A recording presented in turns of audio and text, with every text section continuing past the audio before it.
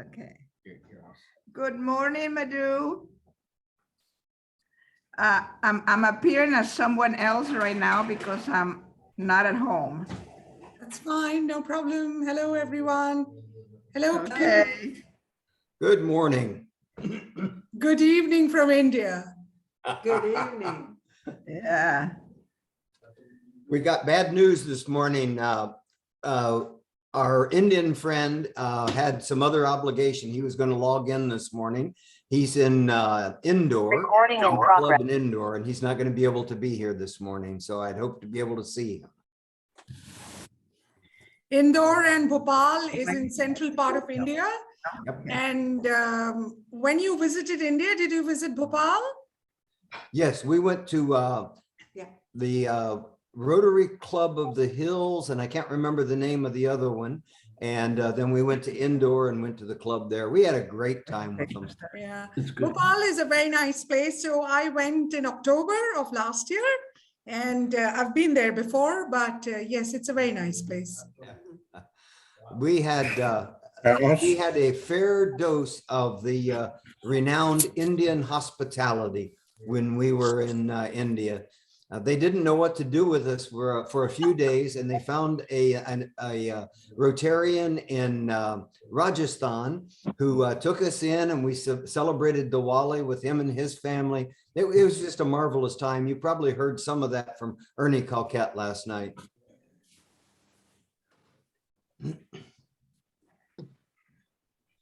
Good morning, good afternoon. Hello, can you hear me, guys? Hello, Yes. Alonso. Good. Hello, how are you?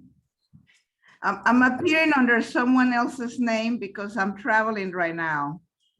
So I'm using his computer. Oh, we thought you were just disguising yourself. You can rename Lekhia if you want to. Apparently I can't, so we better just leave it as is, so we'll make it easier. So anyway, I'm Ligia, for those who don't know me. Good morning, Peter. Good morning, Valza. Morning. Welcome. Good morning, Leah.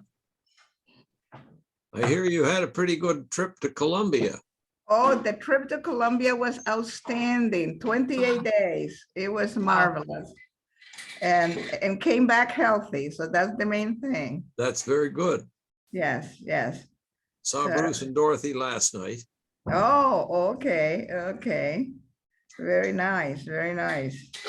So I hope next year more people can join us. Well, I we're think once going the to- COVID scare is over, probably that would be a good idea. I was going to go, and then I thought, no, if I get that COVID stuff, you know, it could be a very bad decision. Yeah, I guess so. We were very careful. We were very careful. We traveled Yeah. very carefully. So What Bruce said.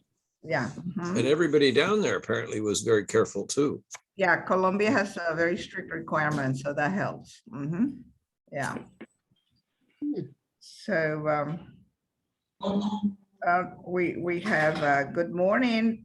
Good morning. Good morning, Christine. morning. And now, if you are able to, could you put your country in front of your name so we know where you're calling from? Thank you. I'm from the USA, but unfortunately, I'm at a friend's house. So, and I forgot my laptop when I came yesterday. It's pretty easy to do that, guys. Just click on the three dots on the upper right in your screen. So up there, you rename yourself. Your name and country come from. You how many people, Alonso, have we got on the trip to Brazil? Oh, we have good news, dog, because we have enough number to get the trip. So we have like 12 or 14 rooms already. And the deadline will be soon on 28th. So everything is on set to be done. No problem. Good.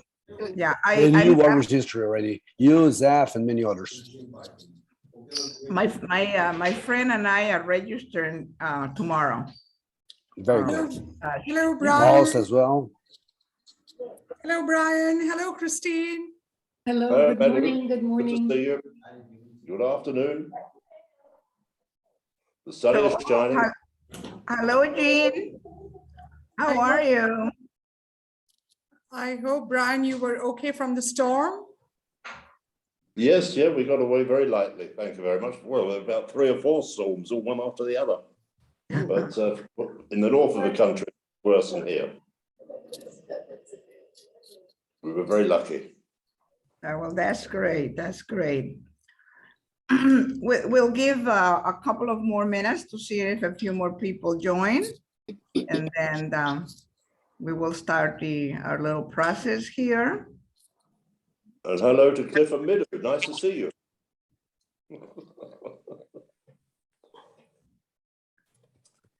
So how was the experience last night? Very nice. Very nice. That's great. That's Yeah, great. very nice. Yeah, I don't know about the other participants, but Mid and I had fun talking about Florida. Oh, And we that's also, wonderful. Leah, talked about you and your hospitality when our friendship team was here, friendship exchange team was here from India. So we Oh, yes. noted that you were so good to them and provided such good hospitality. Oh, thank you. Thank you. Well, hopefully we will be able to start doing friendship exchanges again in 2023. Let's hope. It's Let's hope so. Let's hope so. difficult. Nobody wants to plan them because, you know, you don't know what's going to happen. So, No. but in the meanwhile, we'll keep on doing all these little travel experience with ITHF. yeah, when they speak about Florida, Leisha, your name is mostly pronounced comparing Miami or any others. Pardon me? Yeah, when people say about Florida, your name's more nominee comparing Miami or many others. Yeah. So, Likia, before you welcome everyone formally, I'll just say one little thing. That is, every one of you might have received that email on deactivation and, you know, renewal. So just to let all of you know that those who have already renewed, don't worry. I am going to let each one of you know that, yes, your membership status is active. It's meant for the people who have not renewed within 31st of January 2022. It is meant for them, and just to give them an opportunity to visit their profile and immediately renew their membership. So I do have few of you who have not renewed, as I can see from the screen, but you know who you all are. I'm not naming There are only all of 18 them, participants. but it's just to let everybody know that why that email was sent out. Thank you. Likia, you can go ahead. thank you, Madhu. Question, there is a question. Okay, so we'll start. Well, first of all, welcome to our ITHF presentation featuring Florida. I don't know.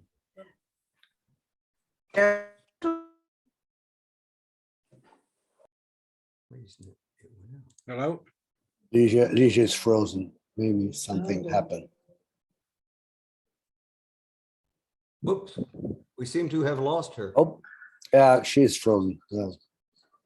Are interested in doing a presentation, we have a specific guidelines on how we do these presentations, and then you do a rehearsal with us, and then we tell you, yes, we like it, let's do it. So we do intend to do that, even though some of us have been able to start traveling physically in presence, but we felt that many people are happy with traveling virtually. So we decided to continue with the service stuff for another year or so. We'll see how it goes.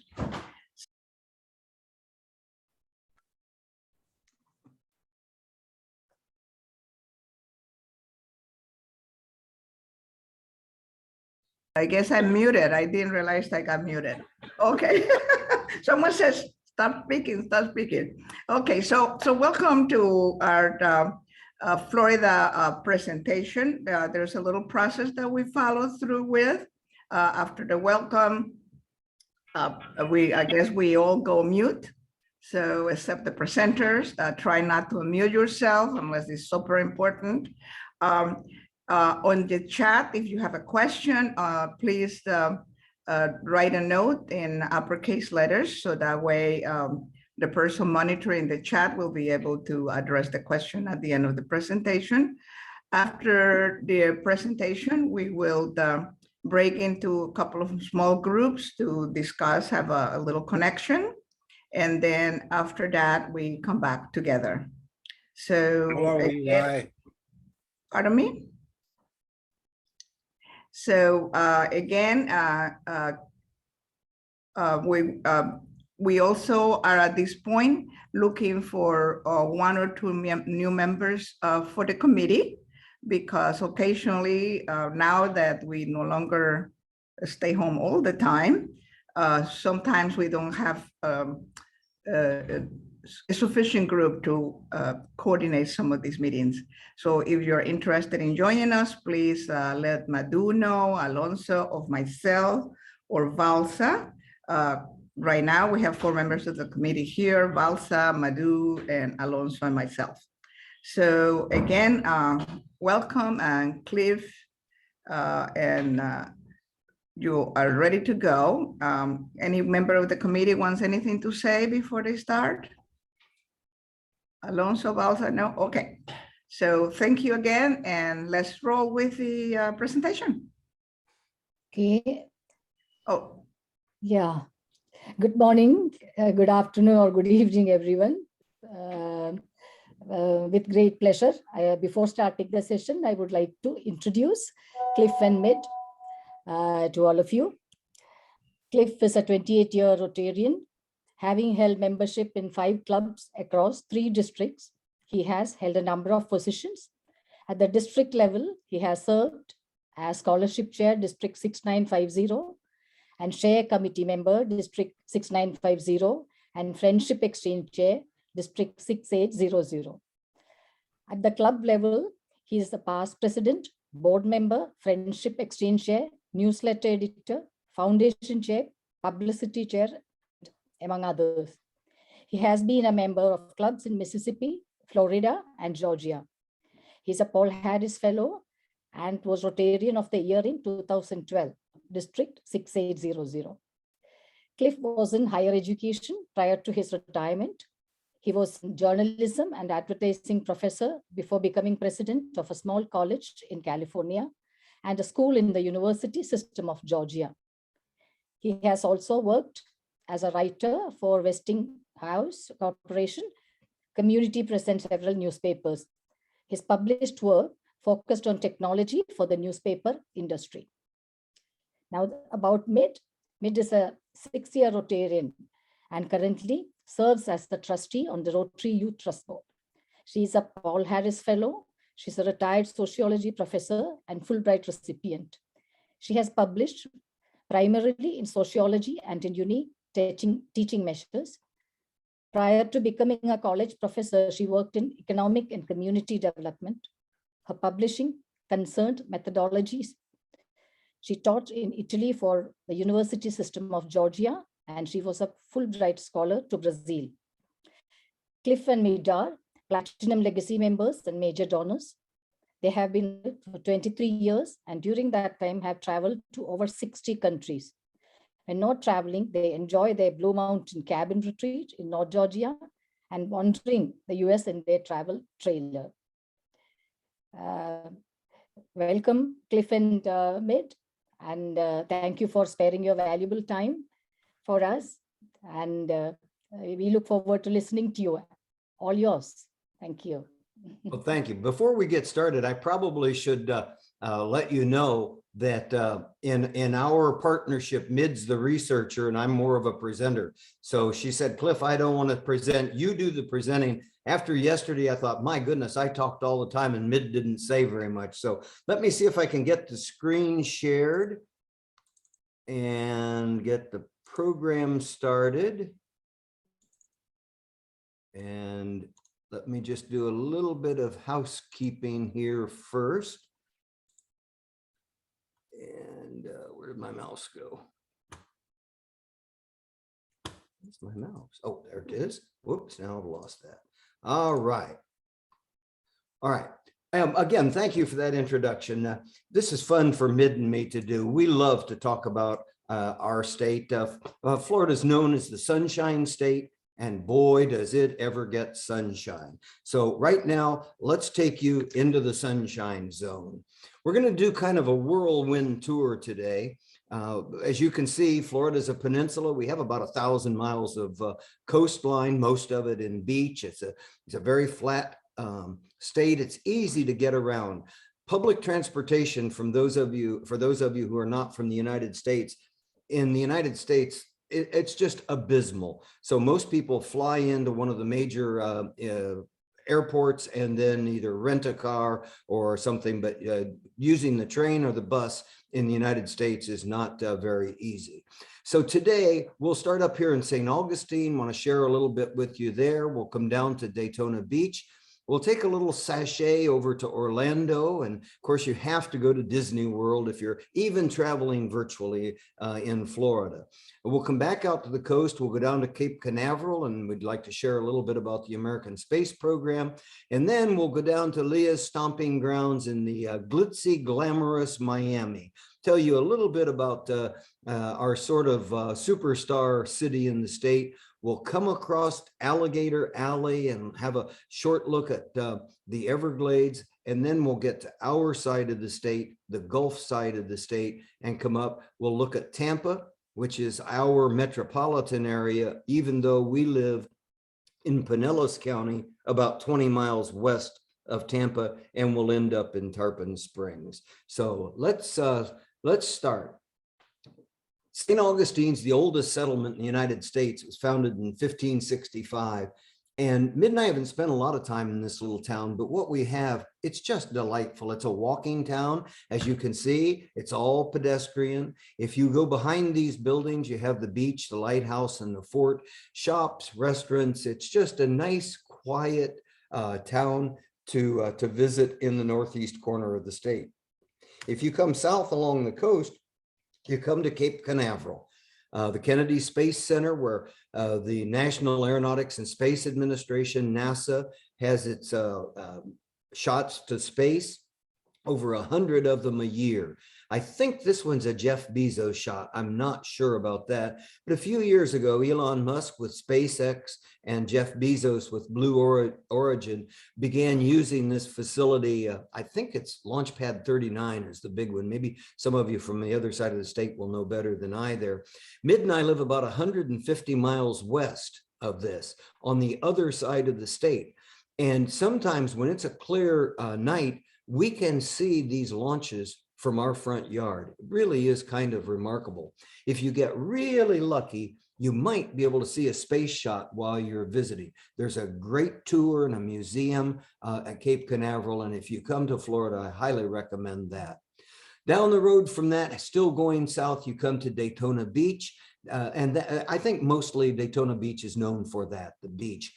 Henry Flagler built the railroad from the American Northeast down to Florida. And Florida was basically kind of a big swamp. There wasn't much in the population in the state except for a thin band from Tallahassee across to Jacksonville. So Flagler got the railroad built to bring all these northerners down to the warmth and sunshine, but he didn't have anything for them to do. So in the early days, they raced their Model Ts or whatever they were driving then up and down the beach. You can't race this part of the beach anymore, although you can go to the Daytona 500. That's the largest NASCAR race in the world. Most of this is just beach. There are still places in Daytona where you can drive on the beach, and that's kind of fun too. Daytona from the East Coast is really the jump off place to the Magic Land. Walt Disney had a dream. He paid $5 million in 1964 for 46 square miles, an area about the size of Manhattan, that was basically swamp. And he had in mind that he would build an entire community with homes, schools, shops, parks, and everything. He really had a different vision instead of just an amusement park. Well, Walt died and his brother Roy and the Disney executives took over and had to scale back. The financial exigencies were just such they couldn't do what Walt had in mind, but they developed Disney World. And on October 1st, 1971, Disney World opened. This week, just last Tuesday, in fact, Mid and I found this. This is a whole new thing we just added. This is Disneyland in Anaheim, California, opened in 1954 or 5 or something like that. But notice the most expensive ticket on the bill here is $5.17. Today, a child ticket will cost you about $100 and an adult ticket will cost you about $150, and the costs go up from there. So Disney really was a great bargain in 1968. But what you get is marvelous. The color, the movement, the rides. My favorite is Avatar Pandora. Avatar Pandora from the movie Avatar. You get on a motorcycle thing and you fly over the trees and down through the waterfall. You really feel like you're flying. But you also get to meet Mickey and Minnie and Donald Duck and all the characters and all the color and excitement that go with Disneyland. 62,000 people make sure you have a good time. That's the largest single site employer in the world. Disney World gets about 57,000 visitors a day, although it's down to about 35,000 during the pandemic. It's worth a visit. I'm not a Disney person. Mid's not a Disney person, but we went with my son and his wife. We had a great time in Disney World. When you come back out to the coast and head south, you get down to Miami. Miami was founded by Julia Tuttle. It's the only major city in the United States founded by a woman. When people think of Miami, they think of, the pastel pink, yellow, blue, and green houses. And in fact, there are more than 800 of these beautiful Art Deco houses in Miami, and they're worth a tour just for that. Miami also boasts the busiest cruise terminal in the world. People like to come in, play in Miami, and then get on a cruise. Many of them like to go to the Everglades. That's a 1.5 million acre wetland preserve, and Miami is the gateway to the Everglades. Only place in the world where alligators and crocodiles exist side by side. It's home to more than 360 bird species and about 40 species of mammals. But in the early days, the Everglades, called the Sea of Grass, the water starts at Lake Okeechobee and flows down through this marvelous wetland preserve to the Gulf of Mexico. In the early days, the Everglades were seen as an impediment to development. So builders and governments filled them in, paved them over, built hotels and condominiums on them. And they forgot that the Everglades supply water for 8 million Florida residents. So in the last 20 or 30 years, a move has been afoot to re-wet the Everglades so the water will again begin to flow, and this marvelous, marvelous natural preserve can once again be enjoyed by Floridians and people from all over the world. And the highway that goes through that's called Alligator Alley. When you come out on the west side, you're on the Gulf side of Florida. Coming north, you come to our metropolitan area, Tampa. Tampa has been very, very popular with millennials the last few years. In fact, it's been the #1 city in the United States for millennials who say they want to relocate to a different area. Tampa really began as a cigar manufacturing center in the United States in this area called Ybor City. You can see there Y-B-O-R, Ybor City. And cigars were manufactured here, the Cuban cigar. Don't get too excited about Cuban cigars. The Cuban cigar was invented in Tampa, not in Cuba. Now, most people, and in fact, I didn't know this until Mid researched it out. The Cuban sandwich, also a Tampa invention, right here in Ybor City. So the cigar manufacturing went on for a number of years, but over time, as the cigar manufacturing diminished, the area fell into disrepair and disrepute. And about 20 or 30 years ago, city fathers and city leaders developed these trolley buses to get people around. They developed restaurants and music venues and nightlife. And Ybor City has really come back as a very lively part of Tampa. One of the more lively restaurants is the Columbia restaurant. Been in business years and years, decades even. It's the largest Spanish restaurant in the world with seating for some 1,800 people. Seating in Jose Marti Park is a little more limited, but it has an interesting history. In 1956, President Eisenhower gave Cuba this little piece of land in the middle of Tampa. The 7 provinces of Cuba each gathered up dirt, literally dirt. I think of it as dirt in a bucket, and they brought it to Jose Marti Park. So this is said to be a little piece of Cuba, and it really is. A nice, quiet place to visit and feel like you're, and you really kind of are, in Cuba. One of the prettiest sights to my mind is the Skyway Bridge. This is about a 4.5 mile span from South Cuba over to Manatee County. This bridge is about 450 or 60 feet above the water. It was built so high because the cruise ships would come through here when the bridge was completed.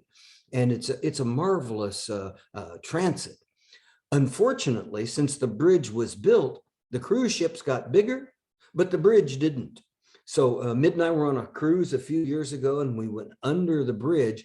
We stood on our balcony and we felt as though we could almost reach up and touch the bottom of the bridge, which is silly. Of course, it was 50 or 100 or something feet above us. But the cruise ships now can only go out during low tide. And it's a real problem for the cruise companies. So the city fathers are looking at using some of this land on the other side of the bridge to build a new $1 billion cruise terminal to get people in and out of Tampa. The other way to get in and out of Tampa is the Tampa International Airport. As you heard in the introduction, Mid and I have been in 60 plus countries in the last, well, since we retired. And this may be our favorite airport in the world. It is routinely judged to be the best mid-sized airport in the United States. And it brings you into our home county, which is Pinellas County. And you know, in here we say that the east side of Florida is kissed by the Atlantic, but the west side of Florida is blessed by the Gulf of Mexico. And we really think, because we're prejudiced, that the west side of the state offers a lot of Florida magic. And some of that is what we over here call the Sun Coast. It's a wonderful place if you love the water and the beach. Our beaches are routinely ranked some of the best in the United States. St. Pete Beach has recently been named the best beach in the world. You can see here the blue skies, the azure water, and the powder fine sand is a wonderful place. If you're not a beach person, you might get on a boat and go out in the deep blue Gulf of Mexico. The fishing there is some of the best in the world. If you can think of a sports fish, grouper, tarpon, reds, silvers, they're caught routinely in the Gulf of Mexico, and you get to enjoy the warm, warm water. Even in the winter, the Gulf of Mexico's water only goes down to about 60 degrees. So it's a good place to be, as is just north Sunset Beach. This beach is kind of on the outskirts of the area Mid and I live in.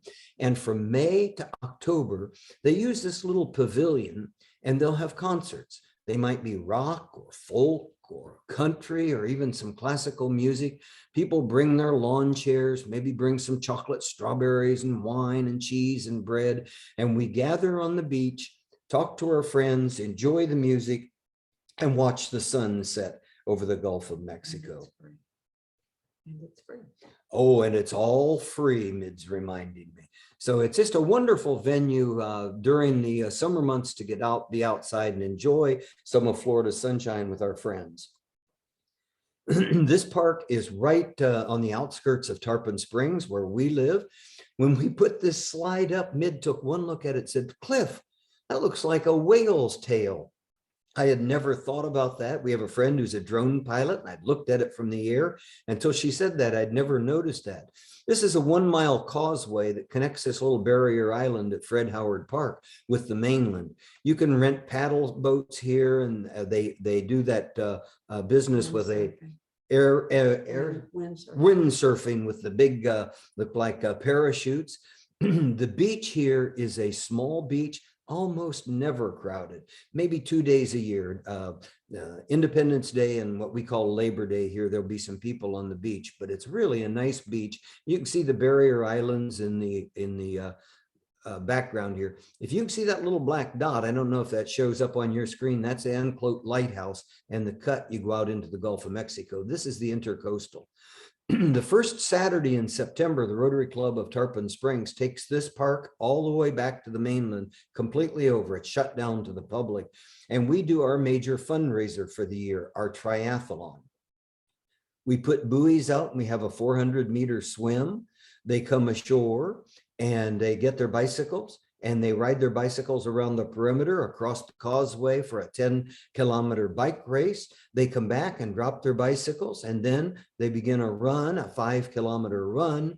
When they finish that, they come back. We've got a flatbed trailer, some food for them, lots of food for them.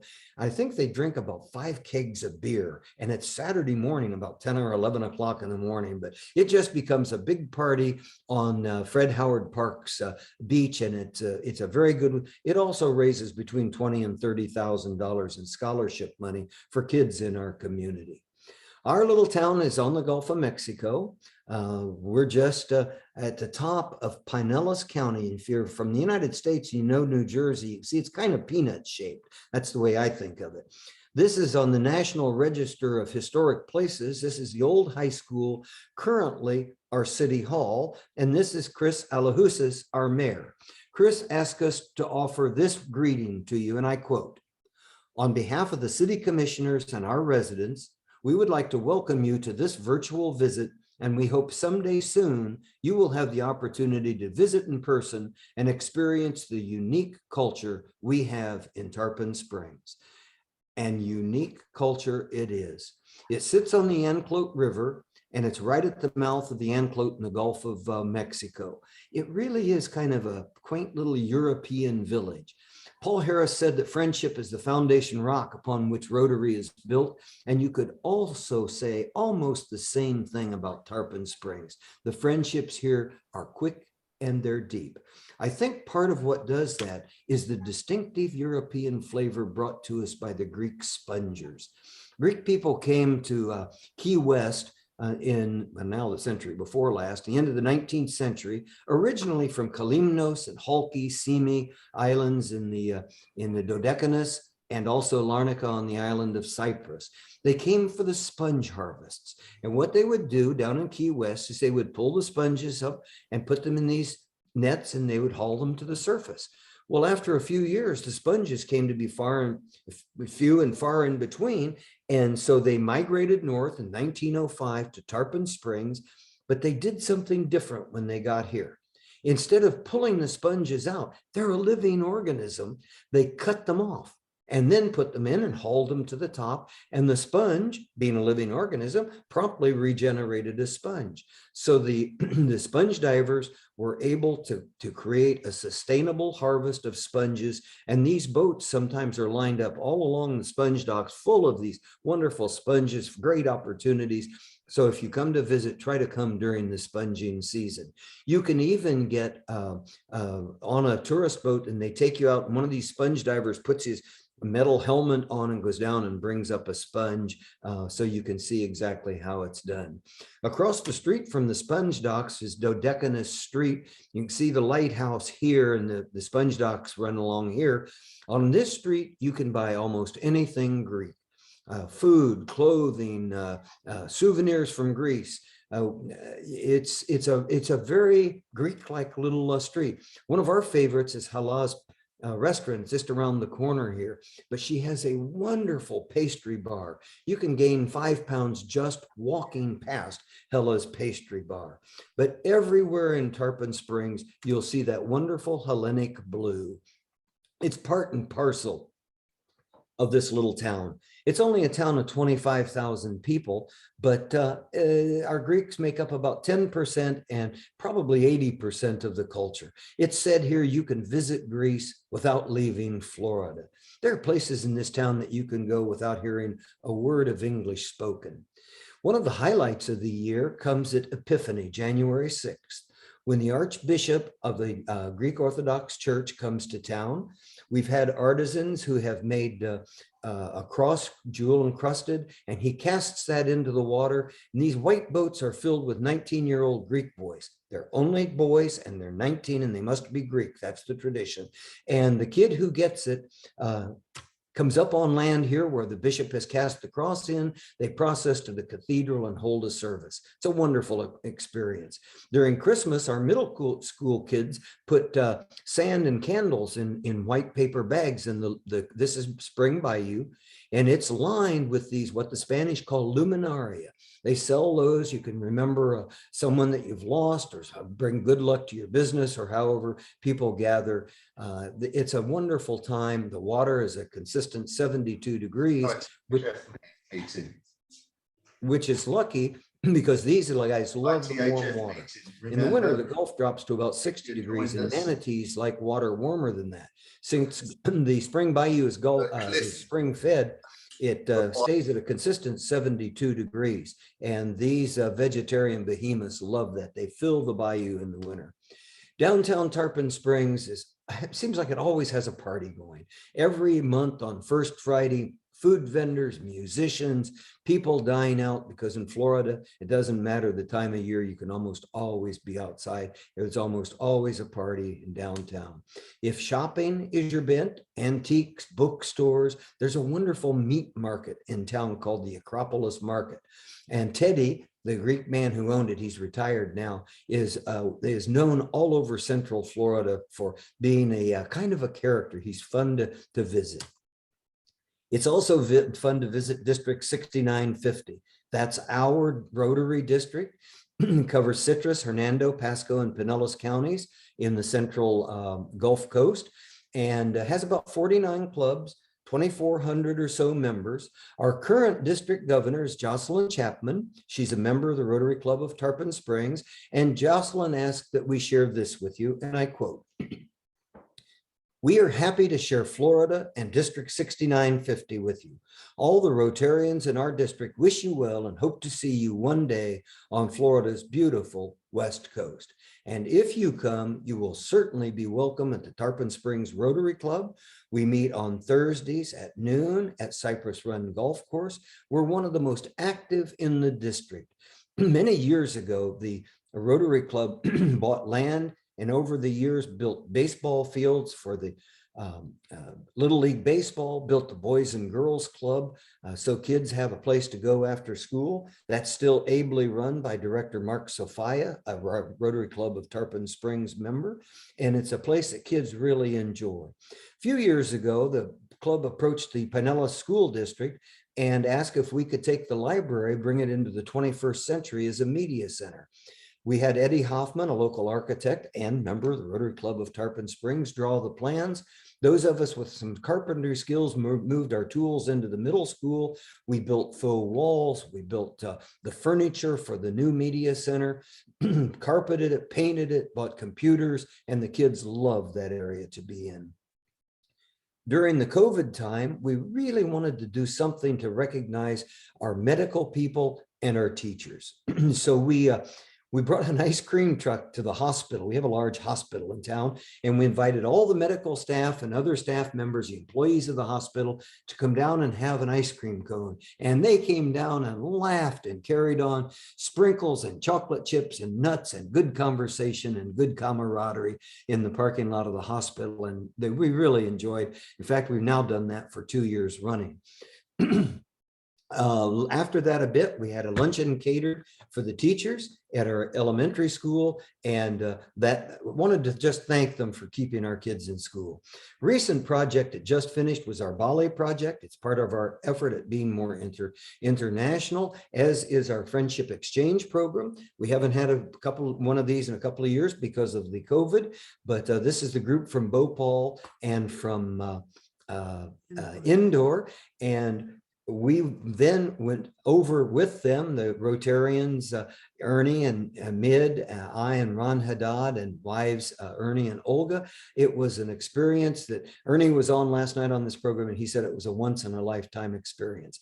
The Rotarians left us and went to Disney World, everybody does, but they also went down to Miami, and Leah and her club provided wonderful hospitality. And we're still in contact, Leah, with Vikram and Sunita, and periodically they mention the wonderful hospitality that they got in Miami from you and your club, and they thank you for that. It's part of our effort to be international. That's what Mid and I are doing today. We love our little town in Florida. We like Florida very much, and we hope that you've enjoyed this whirlwind tour of Florida, most especially Tarpon Springs, and we'd be happy to answer any questions that you might have.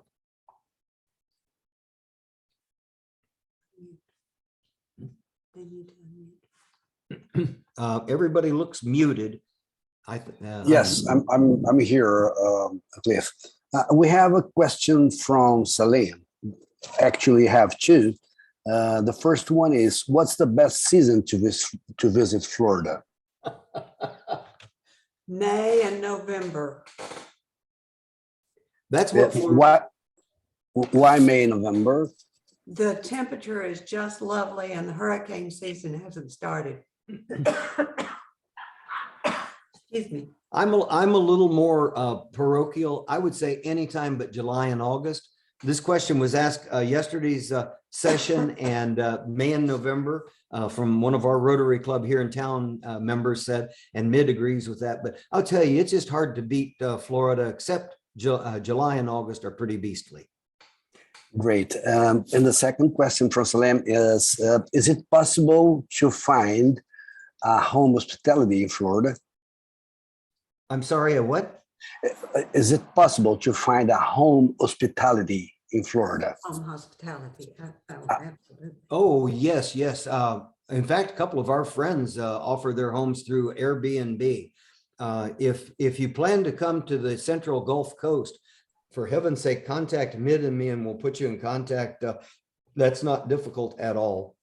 Everything from condominiums, you might be able to find a boat that you could stay on, homes, apartments, runs the full range of accommodations. I believe I'm correct in saying that the biggest industry in Florida is tourism. So we really roll out the red carpet for anybody who wants to visit Florida. I know you are on the west coast of Florida and Lygia is on the east. So, but we have a question. Which coast is better to visit?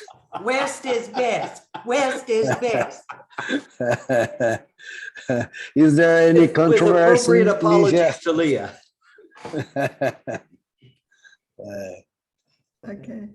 Okay.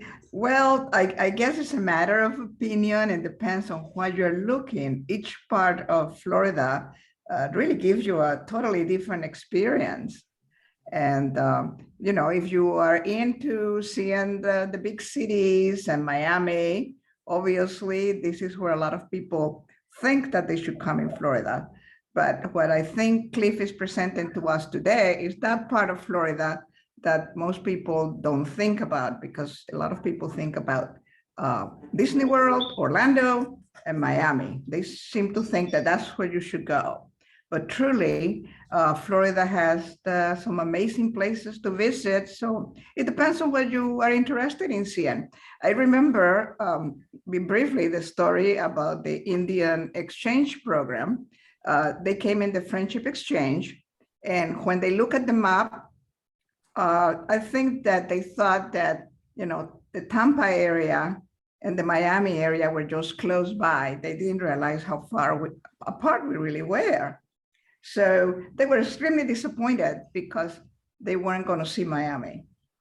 And so that's how I got contacted, and we made arrangements and had them spend 3 days down in the East Coast. And they went very satisfied because they got to see both parts of Florida. Leah, somebody I see on the chat here, somebody's asked for a few word on the Keys. Mid and I could say a little bit about that. You may know much, much more about the Keys than we do. The Keys, Mid and I went there first about, I don't know, 20 years ago, and I was going to do some diving. And we were there over Christmas. And I must say the Florida Keys, we were back. Our district did a cruise to Cuba a few years ago, and we had a stop in the Keys and walk down Duval Street, which is the main street through town.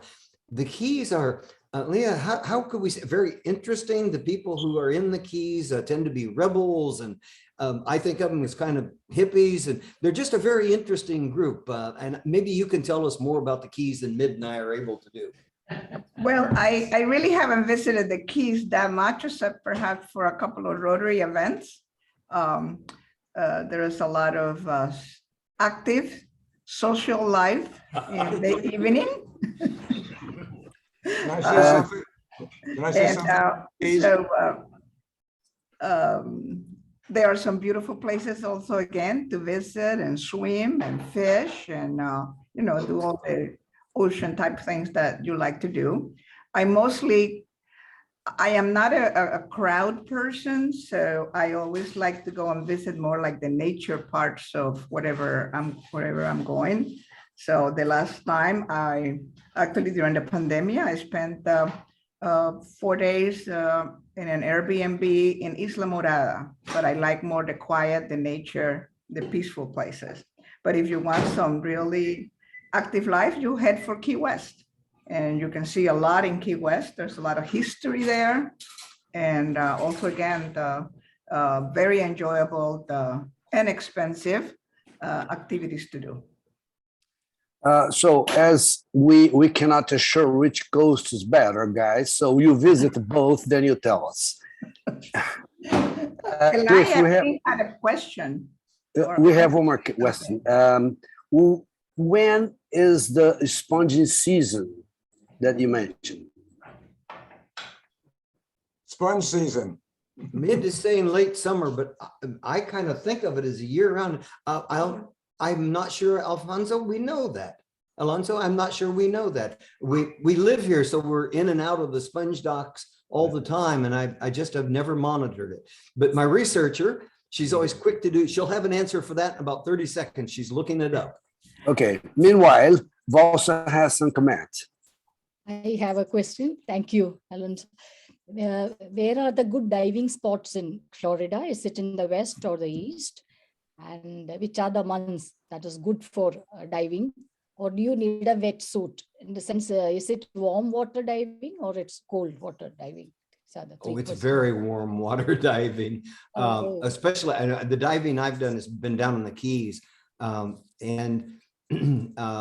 Even here, we're in the mid part of the state. As I said earlier, the Gulf is 60 degrees in the middle of winter.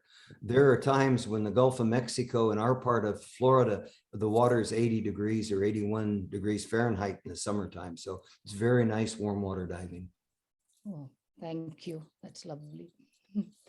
And Eli has some comment about birdie. Is it right?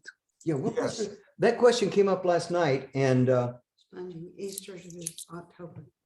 yeah, Mid is the researcher. She says that harvest about 200 sponges. Harvesting for sponges begins just after Easter and usually runs until October. Do you remember where Tom said the birding was so good? Madhu, Alonso, do you remember where Tom Carson said the birding was so good? Mid and I are not birds. Down by Sanibel? Sanibel.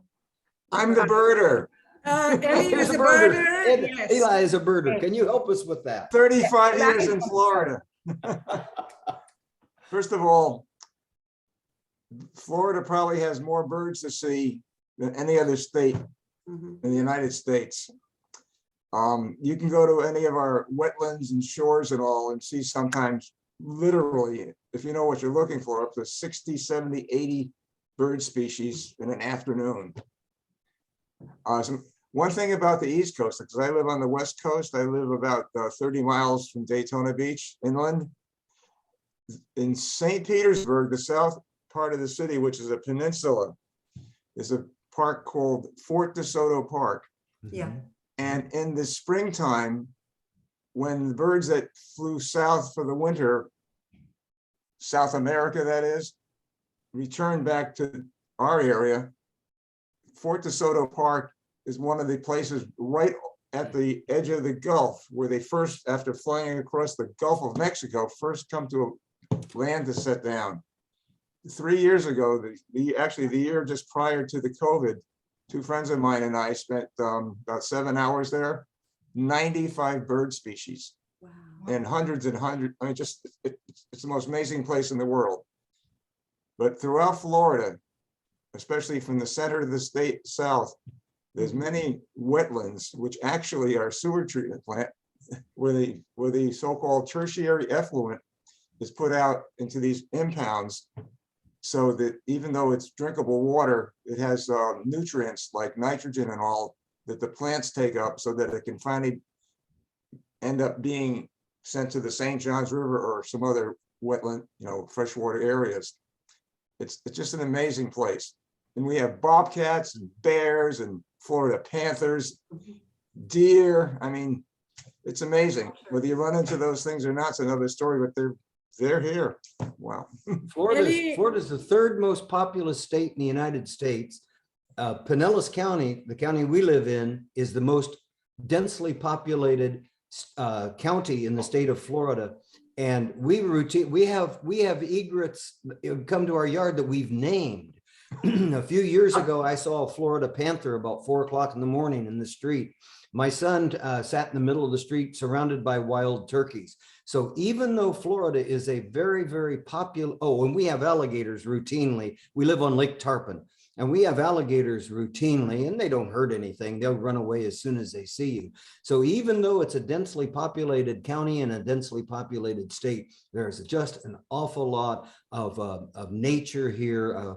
We kayak a lot, and you get a lot of nature. It's been one of my pleasant surprises in the almost 10 years that we've lived here. Ellie and myself, we are from Bird Watching Fellowship, so that's the reason. Come and visit us. One little mention. The term endemic for plants or animals means that they're only in one certain location. In Florida, we have a bird called the Florida scrub jay, something like a blue jay, and it's only found in central to south central Florida, nowhere else in the world. And there is a movement on, even though everybody loves the mockingbirds, and that is our state bird, there's a movement on to get rid of the mockingbird and have the Florida scrub jay be our state bird.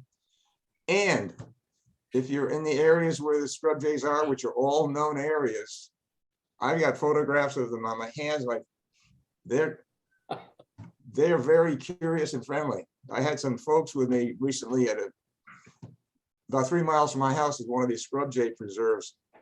And there was a couple scrub jays on top of some trees on the side of the road. So we stopped the car, got out. They flew over near us and they came within 3 or 4 feet of us. Just really cool stuff.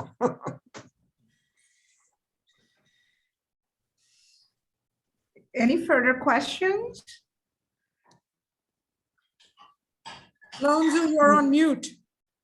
Okay, yes, for sure a country, a state like a floral name like Florida has to be a lot of birds and wildlife like you have. Fantastic. Don't we have no more questions? Okay, Madhu, we are ready for the breaking news.